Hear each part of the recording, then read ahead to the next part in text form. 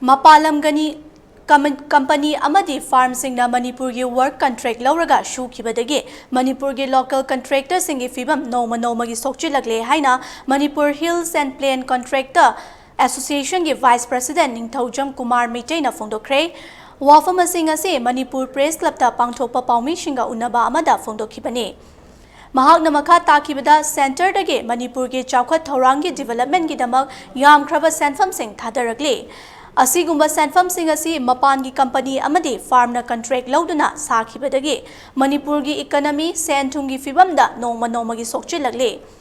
Masida nattana mapangi company shingna sinmee machine amadi equipment pumnamak makoina puduna laklabanina Eramdamgi shuraga charaga tanjariba sinmee shingi fibam hena soksile Asigumna Eramdamgi Contractor sing amadi sinmee singi khanbiraga leiriba Leingak ashina work contract lakpa matamda lamdamshi gi oiba meeoisingda pibinaba appeal tourakhi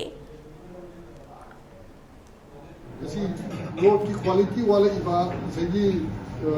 herring train तो वो मैं हमसे थोड़ी सी अदुना मधु तादना बा कोई contractor association का department का कोई तानारगा सही कोई ना लेपी बवारेब से करी लमेन टू मेन यारोकनी सो यारोकनी करा गुम्बा मी खर दी कोई मणिपुर सिटी बैकग्राउंड या लिंग बल्ले मोई पाइबा ना बैक का लेरगा मापांदना सिविल सार्वे सब ठिकादार जो लेतबनते अदो सुमो थोलको मैम से लमेन टू मेन मैम से कोई मैम से इनादो का मानरगा दी अमत तो इना रोड क्वालिटी दा लेने Sumo ngамani adagi koi minche chu phadana purani ma sujaba thabak ki paisa du chu matam jana phangani ado hajik tor sidi thabak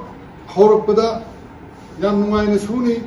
loisilakpadana paisa do manghara amina social chena thabak oi debai factor se aduni aduga koilas ki thickness wa le khole torini amse si thok tana ba government na so masi government ni khupchi am jawe